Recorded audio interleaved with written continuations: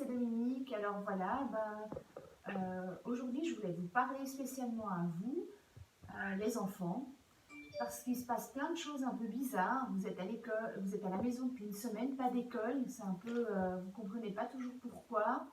Puis vous entendez vos parents peut-être prier plus que d'habitude. Vous entendez autour de vous, vous voyez au journal télé peut-être des choses comme coronavirus, Covid-19 et vous ne comprenez pas ce que c'est. Et quelque part, vous essayez d'aider, mais vous ne savez pas ce que vous pouvez faire pour aider. Alors, moi, je voulais vous raconter une histoire d'une petite fourmi et de vous encourager parce que vous êtes aussi important dans ce qu'on est en train de vivre aujourd'hui au travers le monde. Et donc, je vais vous raconter cette histoire d'une petite fourmi. Et puis après, on va prier ensemble. Et puis j'espère que ça va vous encourager pour vous aussi prier à la maison avec vos parents ou même tout seul ou avec vos frères et sœurs. Voilà. Donc cette histoire, c'est l'histoire d'une petite fourmi. Et ça s'appelle « Formidable petite héroïne ». Alors je ne sais pas si vous avez ce livre à la maison, mais en tout cas, voilà, je vais vous lire cette histoire. Ok ? Alors, j'ouvre le livre. Et voilà. Les insectes organisent, tout comme chaque année, une grande soirée au fond de la forêt. Ils courent ici et là, cueillant et ramassant tout ce qui, à leurs yeux, paraît appétissant. Alors, qu'est-ce qu'on voit sur ces images? Eh bien là, on voit qu'ils sont en train de cueillir des myrtilles, du raisin, certains là des noisettes, donc tout ce qui leur paraît délicieux et bon, ils sont en train de cueillir pour faire une grande fête où ils vont super bien manger. Mais qui est loin derrière? Fourmi, bien entendu. Pour elle, petite et faible, tout est vraiment trop dur. Dans cette agitation, qui pourrait bien souhaiter un petit coup de patte d'une fourmi empotée? Alors, qu'est-ce qu'on voit ici? Eh bien, on voit que petite fourmi, elle est là, elle est toute triste parce qu'elle voit cette grosse pomme et elle voit ces insectes qui bougent cette grosse pomme, puis elle, on lui demande pas de coup de main parce qu'en fait, elle n'est pas très adroite, elle fait des choses un peu, parfois, elle laisse tomber des trucs ou elle est un peu gauche. Alors personne ne lui demande de l'aide parce qu'ils pensent tous que ça va être une catastrophe, alors vaut mieux pas lui demander de l'aide. Puis elle est triste de tout ça. Une araignée la voit et lui dit « Hé, fourmi, tout le monde travaille, qu'est-ce que tu fais ici ?» Fourmi lui répond « Vois-tu la feuille là-bas? J'aimerais l'emporter, mais je n'y arrive pas. » Araignée réfléchit. « Tu as donc essayé? Mais peut-être qu'à deux, on peut y arriver. » Bien qu'un peu paresseuse, Fourmi se pique au jeu. Araignée prend la tête et Fourmi prend la queue. Donc là, on voit l'araignée qui passe et elle voit Fourmi. Puis elle dit, mais Fourmi, tout le monde s'agite et toi, qu'est-ce que tu fais? Tu ne fais rien. Puis Fourmi, elle dit, mais si, j'aimerais faire quelque chose. Tu vois cette belle feuille qui a l'air très appétissante? J'aimerais la prendre pour le banquet, mais elle est trop grande. Alors l'araignée décide de l'aider.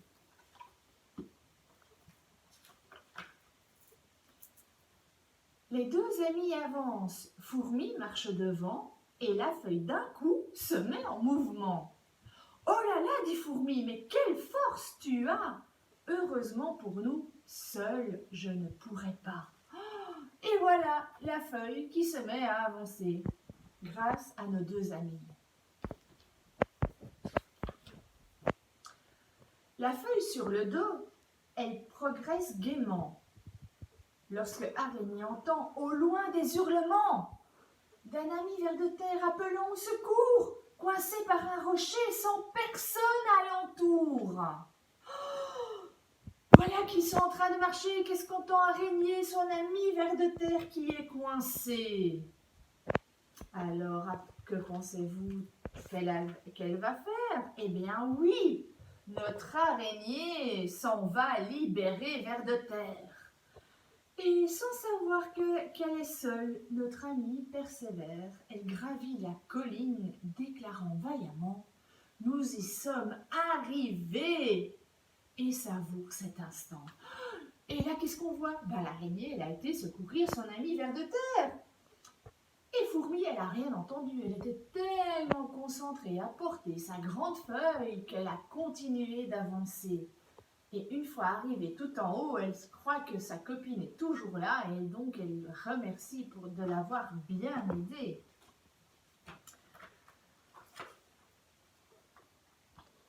Son trésor déposé à l'endroit indiqué, elle se retourne et voit qu'Araignée l'a quittée. Elle est déjà partie, elle doit être pressée. Je la remercierai au soir, au grand dîner. Donc voilà, Fourmi se rend compte qu'Araignée n'est plus là, mais en fait, elle croit que l'araignée, une fois qu'elle est arrivée en haut, elle est partie. Elle ne s'est même pas rendue compte qu'elle a porté sa feuille toute seule. Elle continue sa route et là, soudain, elle voit « Oh, quelle belle myrtille, mais trop lourde pour moi !» se dit-elle tristement. « Mais Sauterelle est là. Allez, Fourmi, à deux, on y arrivera. » La myrtille est énorme. Avance sans un mot, Fourmi saisit le bras et Sauterelle le haut. Le fruit bouge, serrant les dents, Fourmi murmure « Si j'étais seule, ce fruit m'écraserait sûrement. » Oh, regardez l'énorme myrtille. Et donc, Fourmi va prendre le bas et Sauterelle va prendre le haut pour déplacer cette myrtille et la porter au banquet. Mais quelques cris au loin, Sauterelle, rejoins-nous! Nous jouons au cricket, viens jouer avec nous. Ses dents le rappellent, Sauterelle soudain s'en va et Fourmi qui l'ignore continue d'un bon pas. Oh là là, cette Sauterelle, pas très fidèle. On voit tous ses amis qui sont en train de s'amuser, qui l'appellent et elle, qu'est-ce qu'elle fait? Elle s'en va et elle laisse Fourmi toute seule là-bas. Et regardez notre pauvre petite Fourmi, qu'est-ce qu'elle fait? Elle n'entend rien, elle est tellement concentrée sur son lourd butin que elle continue d'avancer, le portant sur son petit dos. Avec un grand soupir, elle dépose promptement son fardeau sur le sol en se retournant. Et sans se rendre compte alors que son ami est loin, ce soir, elle lui dira merci pour son soutien. Et puis voilà, donc elle dépose son lourd fardeau, elle y est arrivée, elle se retourne, elle n'est plus là, notre amie, la Sauterelle, et donc elle lui dit, elle a dû certainement aussi partir très vite, et je lui dirai merci tout à l'heure. Enfin, le soir descend et c'est l'heure du festin. Assise, très fière d'elle, elle fixe son butin. Elle voit tous ses amis et sans même hésiter, elle se lève et porte un toast devant les invités. Santé! À l'araignée, elle dit « Tu m'as vraiment aidé, grâce à tes coups de patte, nous avons progressé. Toi aussi, Sauterelle, tu m'as bien soutenue. Porter ce fruit seul, je n'aurais jamais pu. » Regardez là, avec la feuille, la grosse myrtille, et elle remercie ses copines de l'avoir aidée.